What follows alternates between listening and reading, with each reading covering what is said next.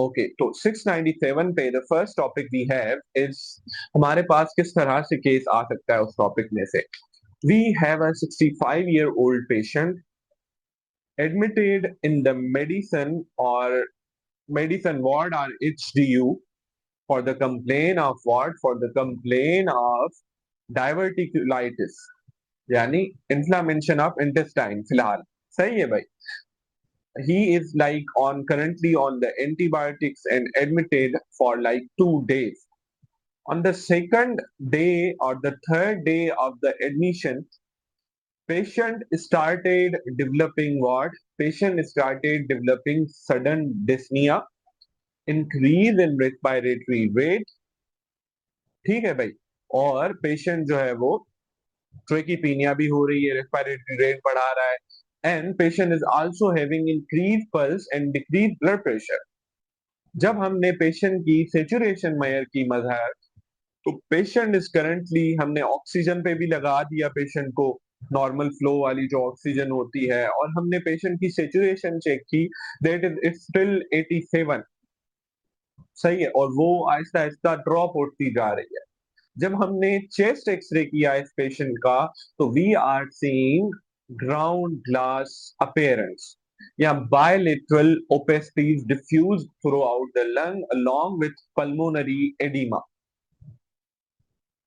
अब जब भी पल्मोनरी एडिमा की बात आती है ना, व्हाट इज पल्मोनरी एडिमा, मैं क्वेश्चन के थ्रू ही टॉपिक के अंदर जा रहा हूँ। पल्मोनरी एडिमा यानी लंग्स में क्या हो रहा है? फ्लूइड जमा हो रहा है। सिंपल वर्डों में हम बात करें, जब भी पल्मोनरी एडिमा होती है ना, तो हम क्या करते हैं, पेशेंट का देखते हैं कि ये लंग्स का कॉज है या कार्डिक कॉज है।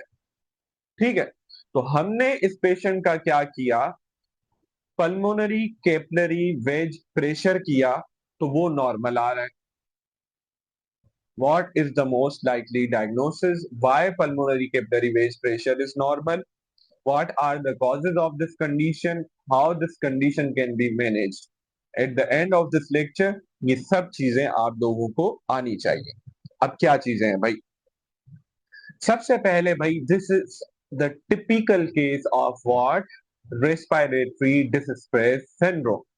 और अगर ये बच्चों में होता था तो मदर, हम इसको क्या बोलते थे? Neonatal respiratory distress syndrome. लेकिन बड़ों में आरडीएस। बच्चों में क्यों होता था? Due to surfactant deficiency. लेकिन बड़ों में क्यों होता है सर्फेक्टेंट डेफिशिएंसी? नो, बड़ों में ये ऐसे होता है। देखें, हमने क्या पढ़ा था कि जो रेस्पिरेटरी ट्रैक था, उसकी 3 तरह के सेल्स थे उसके अंदर, टाइप 1 न्यूमोसाइट, टाइप 2 और मैक्रोफेजेस थे वहां पे। न्यूट्रोफिल्स नॉर्मली नहीं होते। क्यों? क्योंकि जाहिर सी बात है, वो होते तो क्या करेंगे? प्रोटीएजेस सीक्रेट करेंगे। और वो कब आते हैं? जब इन्फ्लामेशन होती है। अब इन अडल्ट्स, कोई भी ऐसी चीज हो जो कि लंग्स के अंदर इन्फ्लामेशन कराए, जब वो इन्फ्लामेशन कराएगी, तो वो क्या करेगी? कैपिलरी जो छोटी छोटी, याद है यार, एल्वेलाई पे एक कैपिलरी थी, उसको डैमेज कराएगी इन्फ्लामेशन। इन्फ्लामेशन होगी तो उस कैपिलरी से बह बह के क्या आ रहा होगा? वहां पे न्यूट्रोफिल्स आ रहे होंगे। इन्फ्लामेशन में फ्लूइड इजीली कहां पास हो रहा होगा? एल्वेलाई के अंदर। तो एडिमा, और वो एडिमा भी कौन सा? प्रोटीन रिच फ्लूइड होगा। इसकी वजह से इसको हम क्या बोलते हैं? हाइलाइन मेम्ब्रेन डिजीज भी। अब ये कॉजेज क्या हो सकते हैं उस इन्फ्लामेशन के? There are so many causes and the most common cause is sepsis. Sepsis क्या चीज है डॉक्टर मजहर? कि कहीं भी दूर पे कोई इंफेक्शन हो रहा है और वो कंट्रोल ना हो पाए, अभी के लिए सेप्सिस को सिंपलर वर्ड्स में, तो उस इंफेक्शन को हम क्या बोलते हैं? सेप्सिस। जब वो डिफरेंट ऑर्गन्स को इन्वॉल्व करने लगे तो। सही है, आसान वर्डों में मैंने बताया, डेफिनेशन इस तरह नहीं है। तो जैसे इस पेशेंट को क्या था? डायवर्टिकुलाइटिस, इंटेस्टाइनल इन्फ्लामेशन, वहां का इन्फेक्शन। तो अब क्या हुआ? उसने ब्लड के थ्रू गई और लंग्स की इन्फ्लामेशन। दूसरे कॉजेस क्या हो सकते हैं? कोई नमूनिया हो सकती है। तीसरा काज, कोई बर्न्स का पेशेंट, जल जाने वाले, झुलसने वाले पेशेंट्स। चौथा, किसी को डायरेक्ट ट्रॉमा हुआ था। कोई भी देखो, इंजरी होगी तो इन्फ्लामेशन होगी, तो कैपिलरी लीक होगा तो न्यूट्रोफिल्स आएंगी। अगर वो इतने सिवियर इनफ होते हैं कि पूरे एल्वेलाई को क्या करें? इन्फ्लामेशन करा ले, कैपिलरी लीकेज करा ले, पल्मोनरी एडिमा करा ले, तो patient will start developing what, dyspnea, decreased saturation, increased respiratory rate. So this is known as what? Respiratory distress syndrome. Sir हम इसको इतना अलग से क्यों पढ़ रहे हैं, ऐसी क्या वजह है? Because this is not the direct lung infection. बच्चों ये बात याद रखनी है, समझ आ रहा है रिजवान? कि ये कोई लंग का डायरेक्ट इन्फेक्शन नहीं है, बल्कि न्यूट्रोफिल एक्टिवेशन है। तो जाहिर सी बात है, अब फ्लूइड एल्वेलाई के अंदर चला जाएगा तो सरफेक्टेंट भी कम हो जाएगा, अल्टीमेटली फिर लंग्स क्या कर जाएगी? कोलैप्स कर जाएगी। समझ आ गया? और इसको डायग्नोसिस के लिए अब भाई हमारे पास पेशेंट आया, डिस्निया, ट्रेकीपीनिया, ये सब चीजें। हमें कैसे पता चले कि ये आरडीएसी है? हमें कैसे पता चले कि ये कोई और इन्फेक्शन नहीं है? ये जो पल्मोनरी एडिमा है ये हार्ट के मसले की वजह से नहीं है। देखो, मोस्ट कॉमनली जो पल्मोनरी एडिमा होती है ना, वो किस वजह से होती है? लेफ्ट साइडेड हार्ट फेलियर की वजह से। क्यों? हार्ट के मसले की वजह से बेसिकली। क्यों? देखिए होता क्या है, लेफ्ट हार्ट क्या करती है? पंप करती है ब्लड, कहाँ पे? पूरी बॉडी में। लेफ्ट हार्ट को ब्लड कहाँ से आता है? लंग्स के पल्मोनरी वीन से। लंग्स के पास कहाँ से आता है? राइट वेंट्रिकल से, राइट साइडेड हार्ट से, पल्मोनरी आर्टरी के थ्रू। अब लेफ्ट हार्ट फेलियर हो जाए, लेफ्ट हार्ट भाई पंप ही नहीं कर रही, तो क्या होगा? जमा होगा ब्लड लेफ्ट वेंट्रिकल में, फिर लेफ्ट एट्रियम में, अल्टीमेटली पल्मोनरी वीन में, पीछे जमा होता जाएगा ना। अल्टीमेटली वो फ्लूइड कहाँ जमा होगा? लंग्स के अंदर। तो that's why left heart failure is an example of, classic example of developing what? Pulmonary oedema. अब हम इसको कैसे पता है रूल आउट करते हैं? जैसे ही पल्मोनरी एडिमा का पेशेंट आता है ना, हम उसमें एक जरूरी टेस्ट करते हैं। एक तो इको करते हैं, दूसरा क्या करते हैं, हम एक कैथेटर पास करते हैं वीन्स के थ्रू, वो आ जाता है एट्रिया में, फिर वेंट्रिकल्स में। हम उससे क्या मेजर करते हैं? पल्मोनरी वीन का प्रेशर। क्यों जरूरी है? अगर मसला होगा लंग्स का, तो पल्मोनरी वीन का प्रेशर नॉर्मल होगा, क्योंकि वो तो उसके आगे है ना, हार्ट की तरफ है ना। और अगर मसला होगा दिल का, तो पल्मोनरी वीन का प्रेशर क्या होगा? बढ़ा हुआ होगा बैक फ्लो की वजह से। समझ आ रही है? लेफ्ट वेंट्रिकल अगर ब्लड पूलिंग करेगी तो सबसे पहले कहाँ करेगी? पल्मोनरी वीन में। हम मेजर करें प्रेशर, भाई उसका नॉर्मल प्रेशर है, यानी ये पल्मोनरी एडिमा क्यों हुई है? अगर वो प्रेशर नॉर्मल है तो most likely problem lies with in the lungs. तो इस जो प्रेशर जो मेजर करते हैं ना, अभी बहुत सिंपलर वर्ड्स में मैं बोल रहा हूँ, this is known as pulmonary capillary wedge pressure. तो मैंने सवाल में क्या बोला था? इस पेशेंट का नॉर्मल है, यानी वो पल्मोनरी एडिमा हार्ट फेलियर की वजह से नहीं हुई है। किसकी वजह से हुई है? लंग्स के मसले की वजह से हुई है। पल्मोनरी कैपिलरी वेज प्रेशर इतना ज्यादा इंपॉर्टेंट होता है, शॉक में भी ये बहुत इंपॉर्टेंट होता है। जब भी ये बढ़ा हुआ हो, हम क्या समझ जाते हैं? लेफ्ट वेंट्रिकल में ब्लड की पूलिंग हो रही है, इसकी वजह से पीछे ब्लड बैक फ्लो हो रहा है। तो पल्मोनरी कैपिलरी वेज प्रेशर जब जब बढ़ा हुआ हो, हम ये प्रज्यूम करते हैं कि ये किसकी वजह से है Rizwan? This is due to heart failure. समझ में आ गई बात? चलो, तो ये थी सारी कहानी किसकी? रेस्पिरेटरी डिस्ट्रेस सिंड्रोम की। और इसके अंदर जो ट्रीटमेंट हम दे रहे होते हैं ना, सॉरी मैं डायग्नोसिस बता रहा था। डायग्नोसिस में एक तो हम चीज क्या करते हैं, इसका डायग्नोस्टिक क्राइटेरिया कैसे बनाते हैं? सबसे पहले तो हम रूल आउट करते हैं कि this pulmonary oedema is not due to what? Heart failure. पहला ये है इसका, नहीं है भाई, okay, one criteria. Second is के एल्वेलर इंजरी हो रही है, यानी ये डेवलप हो रही है, dyspnoea, tachypnoea, decrease saturation within 42 hours, किसी भी मसले के, वो भले सेप्सिस है, वो भले ड्राउनिंग है, यानी जो पानी में डूब जाते हैं, भले भले वो कोई डायरेक्ट इंजरी है। तीसरा हम क्या करते हैं पता है? हम इनको जब ऑक्सीजन पे रख रहे हैं ना, तो फिर भी इनकी PaO2 अच्छी नहीं होगी, partial pressure of oxygen in arteries.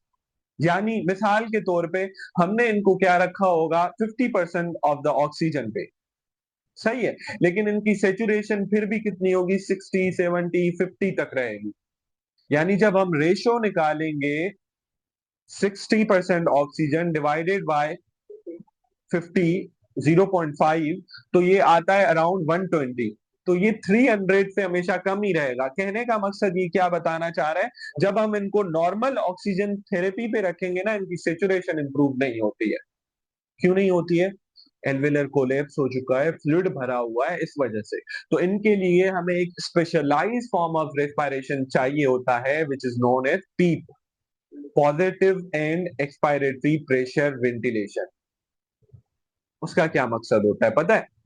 यहाँ पे मेजर मसला क्या हो रहा है, एडिमा की वजह से एटिलेक्सिस हो रही है, सर्फेक्टेंट भी खत्म हो गया एट द एंड, आखिर में हम क्या करते हैं, एक ऐसी वेंटिलेशन देते हैं।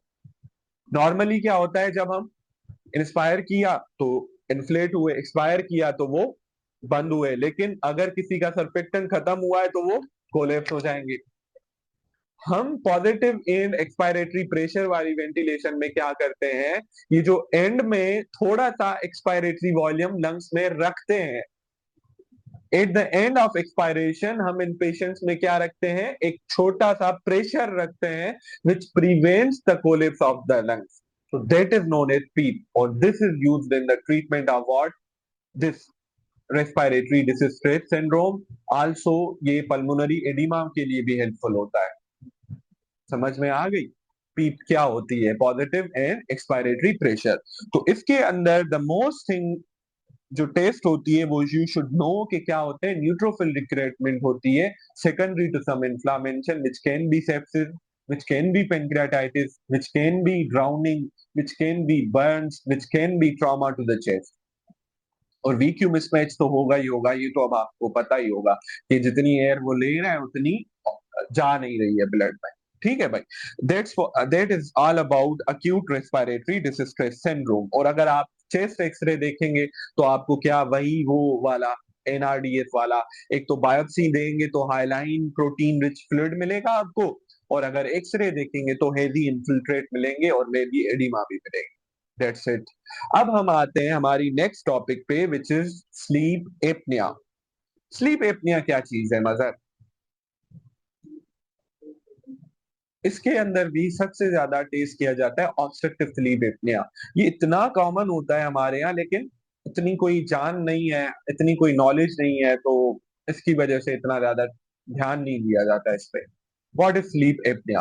भाई स्लीप एपनिया इज समथिंग के सोते वक्त आपकी रेस्पिरेशन सीज हो जाए for more than 10 seconds.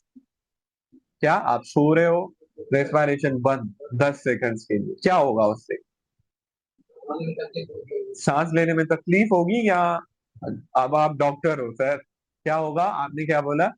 Carbon dioxide levels बढ़ जाएंगे, ऑक्सीजन कम हो जाएगी। जब वो कम हो जाएगी ऑक्सीजन, और वो तो बॉडी किस में जाएगी, पूरी हाइपोक्सीमिया में जाएगी। तो पेशेंट क्या करता है, अचानक से फिर उसको नींद से उठ जाता है और लंबे लंबी सांसें लेने लग जाता है। तो दिस इज द टिपिकल के एक स्लीप एपनिया वाला पेशेंट क्या कर रहा होता है। इसके अलावा वो इनमें क्या मसले होते हैं फिर, जब ऑब्स्ट्रक्टिव स्लीप एपनिया हुई ना, चलो मैं केस बताता हूँ। 45-year-old पेशेंट, पता है ये क्यों आते हैं? Presented in the OPD for the new onset hypertension, यानी इसको नया नया ब्लड प्रेशर हुआ है। उसने जो है वो पहले एक डॉक्टर को दिखाया, उसने दवाई स्टार्ट कराई, बट फिर भी ब्लड प्रेशर कंट्रोल नहीं हो पा रहा, और he does not have any family history या कुछ भी नहीं है ब्लड प्रेशर की हाई होने की, हाइपरटेंशन की, बट इसको मसला रह रहा है। करंटली आपने जब उसका ब्लड प्रेशर मेजर किया तो इट इज अराउंड 170/100। सही है। पेशेंट की वाइफ उसके साथ आई है और ये बोल रही है कि ये जो है वो नींद में बहुत स्नोरिंग करता है, बहुत खराटे मारता है, और उसकी वजह से मुझे जो है ना बड़ी डिस्टरबेंस होती है। और 1 साल से 6 महीने से मैं नोटिस कर रही हूँ कि ये ना अचानक से क्या इसकी सांस वो खराटे बंद हो जाते हैं और फिर अचानक से ऐसे उठ के बैठ जाता है। तो ये एपिसोड दिन में कोई, रात में कोई 8 से 10 बार होते हैं। पेशेंट इज फर्दर, आपने जब उसका बीएमआई किया तो उसका बीएमआई है कोई 33-34। सही है भाई। और साथ में जब आपने उसकी सीबीसी की तो आपको क्या मिल रहे हैं, इंक्रीज आरबीसी, इंक्रीज हेमोग्लोबिन। दूसरा, एक और चीज आपको इस पेशेंट के अंदर मिल रही होगी कि पेशेंट को दिन में बहुत ज्यादा नींद आ रही होती है। तो this is the typical case of what, obstructive sleep apnoea. बच्चों, अब हम कनेक्ट करेंगे ये जो सवाल में इतनी सारी चीजें मैंने बता दी, ये कैसे हो रही है। देखें, the pathophysiology behind the obstructive sleep apnoea mother क्या होती है? इंक्रीज वेट और फेरेंजल जो आपकी मसल्स है ना, उनके गिर्द फैट का जमा हो जाना। जब आप सो रहे होते हैं ना, तो वो that increase muscle increase fat क्या करा रही होती है? आपके एयरवेज को कोलेप्स करा देती है। कोलेप्स हो गया, 10-12 सेकंड 15 सेकंड के लिए पेशेंट किस में चला गया? हाइपोक्सीमिया में। और ये पूरी रात चलता रहता है, बार बार हाइपोक्सीमिया होती रहती है। तो ओवरऑल बॉडी किस में जा रही है? इंक्रीज CO2 वाली स्टेट में। अब अगर ये सालों तक चलने रहे तो क्या होगा? बॉडी के अंदर हाइपोक्सीमिया के लिए पल्मोनरी वेजोकंस्ट्रिक्शन होगी, पेरिफेरल भी वेजोकंस्ट्रिक्शन होगी, नींद ना होने की वजह से भी, वैसे भी हाइपोक्सिया की वजह से। तो मदर इन पेशेंट्स के अंदर क्या होगा? एक तो हाइपरटेंशन, दूसरा बॉडी हाइपोक्सीमिया में जाती है, डिक्रीज O2 में जाती है, तो क्या बनाती है body? Increase RBC, increase haemoglobin, increase erythropoietin. तीसरा, पेशेंट स्नोरिंग। क्यों खराटे मारता है? क्योंकि वो जब सांस ले रहा है तो फेरेंजल मसल इतनी फेट वाली है कि वहां से सांस गुजरने में मसला हो रहा है, इसकी वजह से स्नोरिंग दे रहा होता है। तो this is the typical case of mother what, obstructive sleep apnoea, which is first type of sleep apnoea. समझ में आ गई ये बात? अब ये डायग्नोसिस कैसे होती है, इतना पूछा जाता है इतना, और इसका ट्रीटमेंट क्या होता है? भाई, डायग्नोसिस इसका होता है with the help of test. Please उस टेस्ट का नाम याद रखें, इट इज नोन एज पोलीसोमोग्राफी।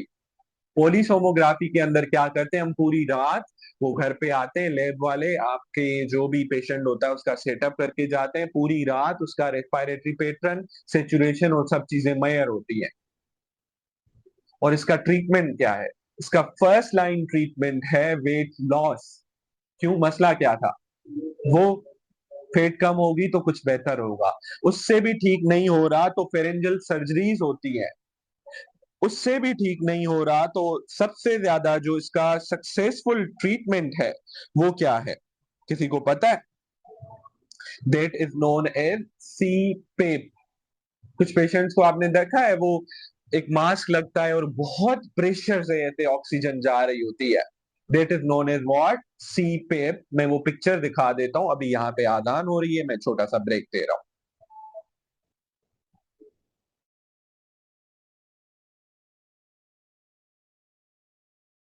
तो हम डिस्कस कर रहे थे अबाउट द क्या? About the treatment of the obstructive sleep apnoea. और वहां पे मैंने आपको बताया, ये मैंने रखी नहीं हुई, आई होप के नजर आ रही है, नहीं आ रही भाई? Yes, this is the CPAP machine. अच्छा, मैं ये एड कर लेता हूँ, आई थॉट कि मैं पिक्चर से थ्रू दिखा पाऊंगा बट नहीं दिखा पा रहा।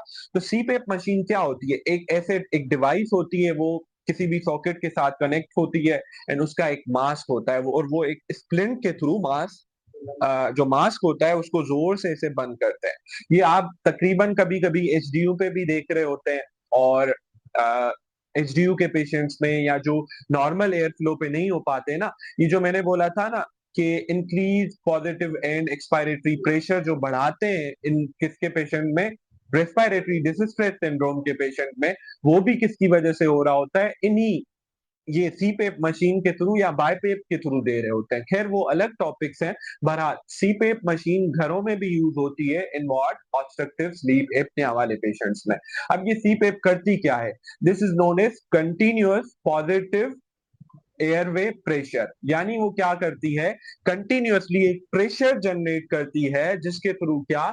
आपके एयरवेज कोलेप्स नहीं हो पाते इन RDS, और लेरेंजल फेरेंजल मसल्स कोलेप्स नहीं हो पाते in what? Obstructive sleep apnea वाले पेशेंट्स में। एक और सवाल पूछा गया कि भाई, why does this obstructive sleep apnea causes hypertension? तो देखिए, there are so many mechanism. सबसे जो बेहतर मैकेनिज्म हमें समझा जाता है, वो क्या समझा जाता है? कि देखिए, it causes what? Decrease oxygen, increase carbon dioxide. जब भी ये होता है तो हमारी बॉडी में हाइपोक्सिया के बाद वेजो कंस्ट्रिक्शन होती है। वो कौन वेजो कंस्ट्रिक्शन कराता है? Sympathetic nervous system. जब सिंपथेटिक नर्वस सिस्टम बार बार एक्टिवेट होता रहेगा, बार बार वेदो कंस्ट्रिक्शन कराएगा, तो this causes what, chronic hypertension. दूसरा, सिंपथेटिक नर्वस सिस्टम किसको एक्टिवेट करता है? रेनिन एंजियोटेंसिन एल्डोस्टेरोन सिस्टम को।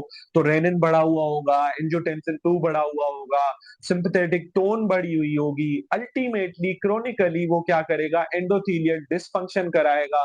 तो the main goal is increase CO2, decrease O2, क्या करा रही है? Increase sympathetic tone which causes what, hypertension. इतना ज्यादा डिटेल में हमें हर चीज नहीं समझनी होती है, सही है भाई। इसके बाद आता है सेंट्रल स्लीप एपनिया। ये बहुत आसान टॉपिक है। सेंट्रल स्लीप एपनिया क्या चीज है मदर? इनका जो रेस्पिरेटरी सेंटर्स है ना, जो मेड्यूला के अंदर होते हैं, वो ही परसीव नहीं कर पाते, वो लेट परसीव करते हैं, लेग आ जाता है। कुछ लैपटॉप होता है ना, हम यहाँ क्लिक करते हैं, वो लोडिंग में जाते हैं, उसके बाद जाके खुलता है, सही है भाई। तो इनका जो सेंट्रल नर्वस सिस्टम है ना, वो भी ऐसे हो जाता है। यानी क्या? कार्बन डाइऑक्साइड बढ़ी, नॉर्मली हमारे कीमो रिसेप्टर्स बहुत जल्दी किसको स्टिमुलेट करते हैं? मेड्यूला को। रेस्पिरेटरी रेट बढ़ जाता है या कंट्रोल हो जाता है। इन पेशेंट्स के अंदर क्या होता है, रात में जब ये सोते हैं ना, तो इनकी इंक्रीज CO2 बॉडी परसीव ही नहीं कर पाती। बॉडी का या तो रेस्पिरेटरी रेट बहुत स्लो चल रहा होता है, या स्टॉप भी हो जाता है। अचानक से फिर क्या होता है मदर?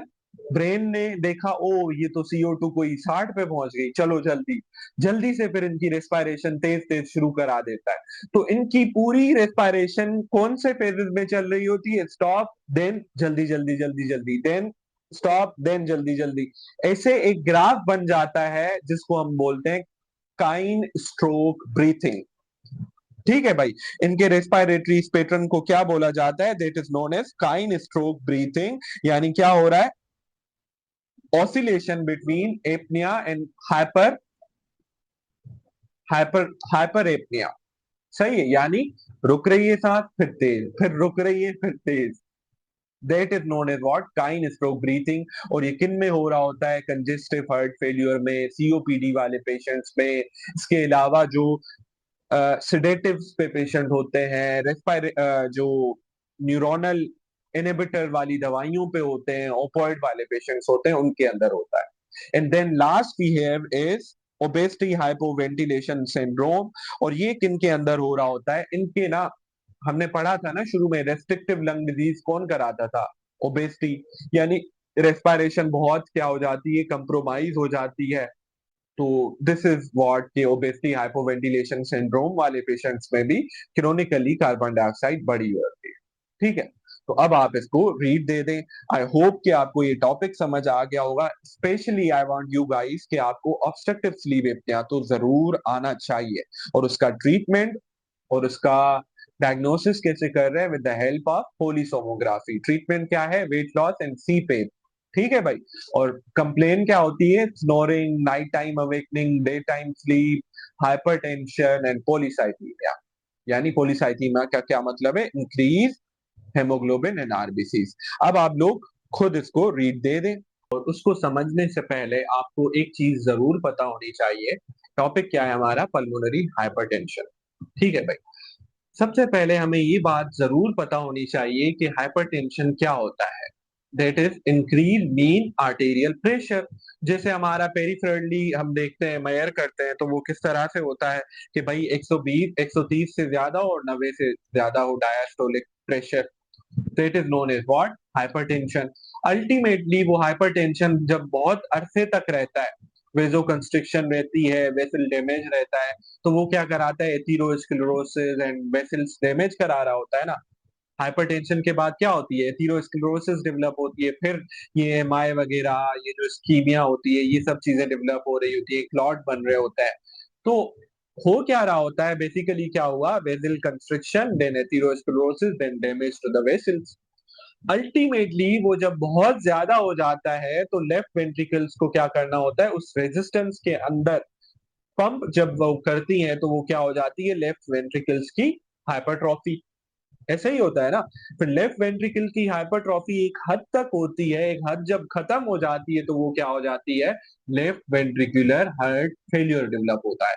यानी वो जो हाइपरट्रॉफी हुई थी, अब वो क्या करा रही है, damage to what, damage to cardiac myocyte, और वो क्या हो जाते हैं, फेल होने लगते हैं और हार्ट की पंपिंग खत्म हो जाती है। समझ आ गई इतनी बात।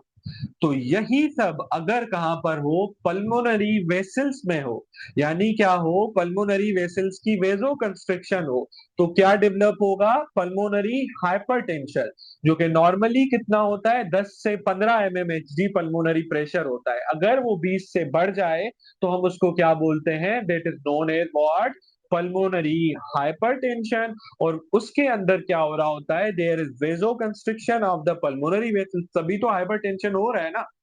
समझ आ रही है बात। अल्टीमेटली जब वो बहुत अरसे तक वो वेजो कंस्ट्रिक्शन रहेगी, तो वो क्या कराएगी, अंदर वेसल्स में एथेरोस्क्लेरोसिस, वेसल्स का डैमेज होगा, फिब्रोसिस होगी। तो क्या होगा, राइट वेंट्रिकल को, not left ventricle, right ventricle को ज्यादा पंप करना पड़ेगा प्रेशर के अगेंस्ट। तो वो क्या डेवलप करेगी, हाइपरट्रॉफी। अल्टीमेटली वो हाइपरट्रॉफी इतनी सिवियर होगी, वो उस प्रेशर को ओवरकम नहीं कर पाएगी, तो क्या हो जाएगा, राइट वेंट्रिकुलर फेल्योर मदर। अब राइट वेंट्रिकुलर फेल्योर होगा तो क्या होगा, भाई राइट वेंट्रिकल ब्लड पंप ही नहीं कर रही, लंग्स को फ्लूइड ही नहीं जा रहा, फ्लूइड नहीं जाएगा तो लेफ्ट वेंट्रिकल को क्या जाएगा, तो क्या होगा, डिक्रीज ब्लड सप्लाई तो ओवरऑल बॉडी कम हो जाएगी। तो पेशेंट क्या आएगा, लिथार्जी, सिंकोपल एपिसोड्स के साथ, कि वो बेहोश हो रहा है जब वो एक्सरसाइज कर रहा है या काम काज कर रहा है। दूसरा क्या, उसको क्रोनिक डिस्निया होगी, सांस उखड़ेगी उसकी। क्यों, बॉडी तो ओवरऑल हाइपोक्सीमिया में जा रही है ना। सर ये तो लेफ्ट हार्ट फेलियर में भी होता है, लंग्स के मसले में भी होता है, आप कुछ अलग बताएं ना जो कि लेफ्ट हार्ट में ना होता हो। तो सर देखें, उसके अंदर पल्मोनरी कैपिलरी वेज प्रेशर क्या होगा, नॉर्मल होगा। क्यों, क्योंकि लेफ्ट वेंट्रिकल क्या कर रही है, सही से पंप कर रही है। ब्लड पल्मोनरी वीन में नहीं जमा हो रहा, ब्लड कहाँ से जमा हो रहा है, पल्मोनरी आर्टरी और राइट एट्रियम में और वेंट्रिकल में। तो ब्लड क्या होगा, एक तो पीछे पूल करना शुरू हो जाएगा, कहाँ पे, आपको ये क्या मिलेगी, वेसल्स बड़ी मिलेंगी। दूसरा क्या मिलेगा आपको, पूरी असाइटीज मिलेगी, पेट में पानी भर जाएगा। पेरिफेरल एडिमा, पैरों में एडिमा होगी। क्यों, क्योंकि फ्लूइड देखो वीना के बाद ultimately right atrium then right ventricle में जाता है। आपकी राइट वेंट्रिकल फेल हो गई तो वो आगे पंप ही नहीं करेगी, तो पूरी बॉडी में एडिमा डेवलप हो जाएगा। तो these are all the features जो कि क्या कराती है, राइट वेंट्रिकुलर कराती है, secondary to what, pulmonary hypertension. और अगर ये क्या हो रही है, प्योरली लंग्स के मसले की वजह से क्या हो रहा है, ये राइट वेंट्रिकुलर फेलियर हो रहा है ना, तो इसको हम क्या बोलते हैं, कॉर पल्मोनेल। क्या, राइट वेंट्रिकुलर फेलियर हुआ सेकेंडरी टू व्हाट, लंग्स के मसले की वजह से, तो उसको हम क्या बोलते हैं, कॉर पल्मोनेल। दूसरा राइट वेंट्रिकुलर फेलियर कब होता है, जब लेफ्ट वेंट्रिकल फेल हो जाए, ब्लड लंग्स में जमा हुआ, फिर अल्टीमेटली राइट वेंट्रिकल में होगा। तो क्रोनिकली राइट वेंट्रिकल भी तो ज्यादा पंप करेगी ना, तो चलते चलते लेफ्ट वेंट्रिकुलर फेलियर के बाद राइट वेंट्रिकुलर फेलियर भी हो जाता है। तो ये एक और कॉज है किसका, राइट वेंट्रिकुलर फेलियर का। समझ आ गई ये बात, कॉर्पल्मोनेल भी आ गया। तो अब हम डिस्कस करते हैं कि ऐसी क्या चीजें हैं जो कि पल्मोनरी हाइपरटेंशन कराती है। तो WHO ने क्या किया हुआ है, आपकी आसानी के लिए, जो पल्मोनरी हाइपरटेंशन है ना, उसको डिवाइड किया हुआ है 4 क्राइटेरिया में। 3 हम पढ़ चुके हैं, मजे की बात, बाकी सिर्फ एक बचता है, तो पहले को अभी हम छोड़ देते हैं। दूसरे क्राइटेरिया में क्या है, कि भाई ऐसी कोई चीज हो जो कि लेफ्ट वेंट्रिकल फेलियर कराए ना। जब लेफ्ट वेंट्रिकुलर फेलियर होगा तो क्या होगा, फ्लूइड जमा होगा पल्मोनरी वेसल्स में, पल्मोनरी वेसल्स की क्या होगी, क्रोनिकली क्या होगा, वेदो कंस्ट्रिक्शन होगी। तो उसकी वजह से क्या होगा, सिस्टोलिक डिसफंक्शन होगा। और क्या होगा अल्टीमेटली, वो क्या होगा वहां पे, उन वेसल्स के अंदर पल्मोनरी हाइपरटेंशन डेवलप होगा। कोई भी वेसल है, आप उसको बहुत ज्यादा फ्लूइड, बहुत ज्यादा वॉल्यूम दोगे, तो अल्टीमेटली वो उस वेसल की हाइपरट्रॉफी होगी, वेदो कंस्ट्रिक्शन होगी ना। तो राइट हार्ट फेलियर जो कि लेफ्ट हार्ट फेलियर की वजह से हो रहा है, is one cause of what, pulmonary hypertension.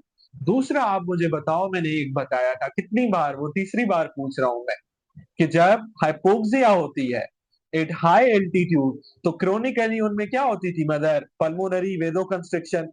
वेदोकंस्ट्रिक्शन होगी तो क्या होगा? ब्लड प्रेशर बढ़ जाएगा पल्मोनरी सिस्टम का। तीसरा जो सीओपीडी होती है, यानी क्रोनिक ऑब्स्ट्रक्टिव पल्मोनरी डिजीज से, तो उसमें भी क्या होता है? क्रोनिक हाइपोक्सिया होती है ना, तो हाइपोक्सिया में क्या होता है? Vasoconstriction of the pulmonary vessel. तो वो भी एक कॉज है किसका? पल्मोनरी हाइपरटेंशन का। तो जो भी हाइपोक्सीमिया की वजह से हाई एल्टीट्यूड पे है या सीओपीडी है, वो क्लास कौन सी आती है? क्लास 3 आती है, या ग्रुप 3 आता है। ग्रुप 2 कौन सा था? Left heart failure. जी डॉक्टर सवेरा, उसमें पल्मोनरी कैपिलरी वेज प्रेशर बढ़ा होगा, जो क्या हो रहा है? Pulmonary hypertension due to left heart failure, जाहिर सी बात है। Group 2 is left heart failure, group 3 is hypoxia secondary to COPD या pulmonary hypertension. Group 4 is what?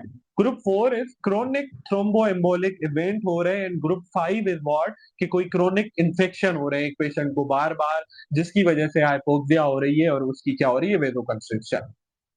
ये इतने ज्यादा इंपॉर्टेंट नहीं है, ये सबको आते हैं। द मोस्ट इंपॉर्टेंट जो टेस्ट होता है वो ग्रुप 1 होता है। वो क्या है भाई? वो क्यों होता है? उसको समझने से पहले आपको सिर्फ एक चीज में बता दो, वो क्या है? एक तो स्मूथ मसल सेल्स क्या कर रही होती है? जो हमारी वेसल्स होती है ना, उनको कौन सराउंड कर रहा होता है? Smooth muscle cells. वो क्या करती है? कंस्ट्रिक्ट या डायलेट सिंपैथेटिक पैरासिम्पथेटिक के जोर पे ब्लड वेसल्स को। सही है। वो ज्यादा होंगी तो वेजो कंस्ट्रिक्शन होगी, वो कम होंगी तो क्या? वेजो कंस्ट्रिक्शन कम होगी या डायलेशन होगी। इतना समझ आ गया। दूसरी एक चीज आपको जरूर पता हो, वेसल्स को कौन बना रहे होते हैं? एंडोथेलियल सेल्स बना रहे होते हैं। और वो क्या सीक्रेट करते हैं? दो तरह के सबस्टेंसेस सीक्रेट करते हैं, जो कि वेदो डायलेशन कराता है। क्या मजा है? एंडोथेलियल सेल दो सबस्टेंसेस बनाते हैं जो कि वेदो डायलेशन कराता है। एक नाइट्रिक ऑक्साइड, और दूसरा क्या? दूसरा है आपका प्रोस्टासाइक्लिन्स। ये क्या? ये एंडोथेलियल सेल बनाते हैं जो कि वेदोडाइलेशन कराती है। और यही एंडोथेलियल सेल क्या बनाते हैं? एंडोथेलिन भी बनाते हैं, जो कि क्या कराती है? जरूरत पड़ने पर वेदोडाइले कंस्ट्रिक्शन कराती है, एंडोथेलिन। समझ आ गई? अब in group 1 patient there is a gene mutation which is known as BMPR। Gene mutation होती है, यानी जेनेटिकली उनकी एक जीन खराब हो गई। और उस जीन का पता है काम क्या होता था? एक तो ये जो एंडोथीलियम है ना, उसको मेंटेन करना। अब वो खराब हो गई तो क्या होगा? There is increase production of endothelin, decrease production of what? Nitric oxide and prostacyclin. तो क्या होगा? Severe pulmonary vasoconstriction. दूसरा पता है ये बीएमपीआर मोर इंपॉर्टेंट फंक्शन क्या करती है? ये जो स्मूथ मसल की प्रोलिफरेशन है ना, उसको रोक के रखती है। अगर इस जीन म्यूटेशन हो गई तो क्या होगा? इन स्मूथ मसल की प्रोलिफरेशन बढ़ जाएगी और देयर विल बी मोर वेदोकंस्ट्रिक्शन। तो इन टाइप 1 वाला या ग्रुप 1 वाला इज ड्यू टू व्हाट? इडियोपैथिकली एक जीन म्यूटेशन हो रही है, BMPR, which causes rapid smooth muscle proliferation and decrease production of the nitric oxide, prostacyclin, and increase production of endothelin, which causes massive vasoconstriction in the pulmonary vasculature, जो कि अगर बहुत अरसे तक रहेगी तो वो क्या करा लेगी? Pulmonary hypertension, atherosclerosis, and ultimately क्या? राइट हार्ट की हाइपरट्रॉफी, और क्या? राइट हार्ट फेलियर अगर हम ट्रीट ना करें तो। समझ आ गया पल्मोनरी हाइपरटेंशन क्या है और क्यों हो रहा है? अब एक बात आती है कि जब राइट वेंट्रिकुलर हाइपरट्रॉफी होगी ना, आप ऐसे स्टर्नम पे हाथ रखेंगे तो आपको एक थ्रिलिंग सी फीलिंग आएगी, जिसको हम बोलते हैं पेरा स्टर्नल हीव। तो वो सिर्फ राइट वेंट्रिकल की हाइपरट्रॉफी में आती है। ये क्यों? जिन्होंने ये जो third year fourth year final year वाले सब मुझे बताए कि आखिर राइट वेंट्रिकुलर में ही क्यों, लेफ्ट वेंट्रिकल में क्यों नहीं? मैं ये बोल रहा हूं, जब राइट वेंट्रिकुलर हाइपरट्रॉफी होती है मगर, जब हम इन पेशेंट्स को ऐसे हाथ रखते हैं ना, तो हमें क्या? एक हीव, एक थ्रिलिंग सी फील आती है यहाँ पे कि कुछ लग रहा है, से पुश कर रहा है, वो सिर्फ राइट वेंट्रिकल की हाइपरट्रॉफी में आती है, लेफ्ट में हमने कभी नहीं सुना। क्यों? पेरा एक्सटर्नल हीव उसको बोलते हैं। क्यों?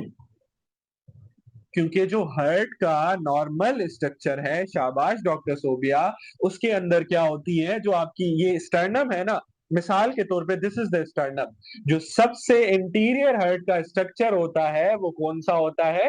राइट वेंट्रिकल होता है, जो कि आगे प्लेस होता है। तो हमेशा जब भी राइट वेंट्रिकुलर हाइपरट्रॉफी होगी तो एग्जामिनेशन फाइंडिंग पे आपको क्या मिलेगा? पेरा स्टर्नल हीव। ऐसे तो यार, वरना तो ना समझ ही नहीं आता, रट्टा लगाना पड़ता है कि in right ventricular hypertrophy we will find what? Parasternal heave. फिर हम भूल जाते हैं कि लेफ्ट में था, राइट में था। लेकिन अगर हमें पता होगा कि राइट वेंट्रिकल ही आगे होती है तो उसकी में होगा ना। सही है, ये बात समझ आ गई। तो दिस वाज ऑल अबाउट इसके लेक्चर के। लेकिन एक चीज बस मैं बता दूं, ऑन पेज नंबर, पढ़ाऊं ना पढ़ाऊं, अभी हो जाएगा 706 पे मैं इसकी थोड़ी सी फार्मा करा देता हूं, फिर आप लोगों की छुट्टी है, और इससे रिलेटेड कोई डायग्राम है तो वो भी करा देता हूं। वो तीन चीजें आपको जल्दी समझ आ जाएंगी, परेशान ना हो, हम डिस्कस कर चुके हैं। मुझे भी पता है कि आप लोग थके हुए हैं, एंड आई डू अंडरस्टैंड कि आपको सेचुरेशन खत्म हो चुकी है, लेकिन आप खुद ही देखोगे कि वो आपको ऑलरेडी आता है, वो सिर्फ उसको देखने की जरूरत है। वो क्या चीज है? देखें, एक डायग्राम मैंने फार्मा की रखी हुई है, उसको देख लें सिर्फ। मैंने क्या बोला था? मैंने ये बोला था कि सर, पल्मोनरी वेजोडाइलेशन कौन कराता है? एक तो क्या? प्रोस्टासाइक्लिन। दूसरा क्या कराता है? Nitric oxide. सही है, एक क्या? प्रोस्टासाइक्लिन, और दूसरा क्या करा रहा होता है? नाइट्रिक ऑक्साइड पल्मोनरी वेजो डायलेशन कराता है। तो इस पाथवे में हमें बस यही पता चल रहा है कि एंडोथेलियम क्या थ्रू एंडोथेलियन पाथवे क्या बनाता है? एंडोथेलियन 1, फिर वो कन्वर्ट होती है, या वो क्या कराती है? इंक्रीज सिक्लिक एएमपी और इंक्रीज कैल्शियम, जिसकी वजह से क्या होता है? जिसकी वजह से वो एंडोथेलियन क्या कराती है? स्मूथ मसल की कंट्रेक्शन, और क्या होती है? वेजो कंस्ट्रिक्शन। हो क्या रहा होता है? एंडोथेलियम क्या करती है?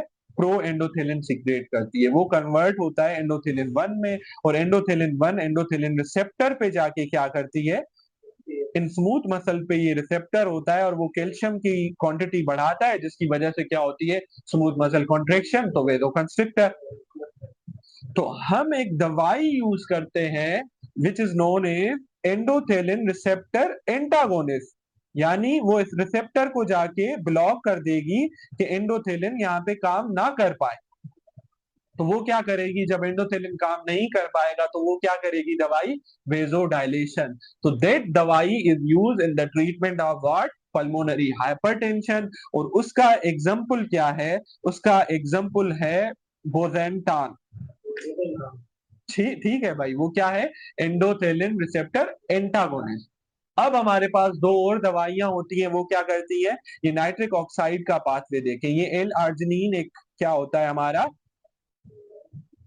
अमाइनो एसिड होता है, उसको कन्वर्ट करती है एंडोथेलियल सेल नाइट्रिक ऑक्साइड में, और वो जाके क्या बढ़ा देता है? सिक्लिक जीएमपी को। और सिक्लिक जीएमपी क्या कराती है? With the help of nitric oxide vasodilation.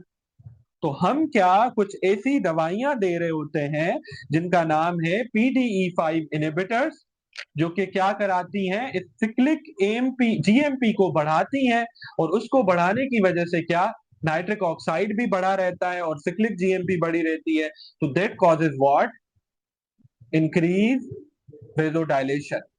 तो इन इन दवाइयों को क्या बोला जाता है? These are known A PDE5 inhibitors. और इनका दूसरा जो ब्रांड नेम है वो क्या है? सॉरी, जो नाम है नॉर्मली वो क्या है? सिल्डेनाफिल, मोडेनाफिल वगैरह। और ये कहाँ यूज होती है? दूसरे sildenafil, it is use in for erectile dysfunction. हमने अभी कुछ दिन पहले पढ़ा था रिप्रो के अंदर।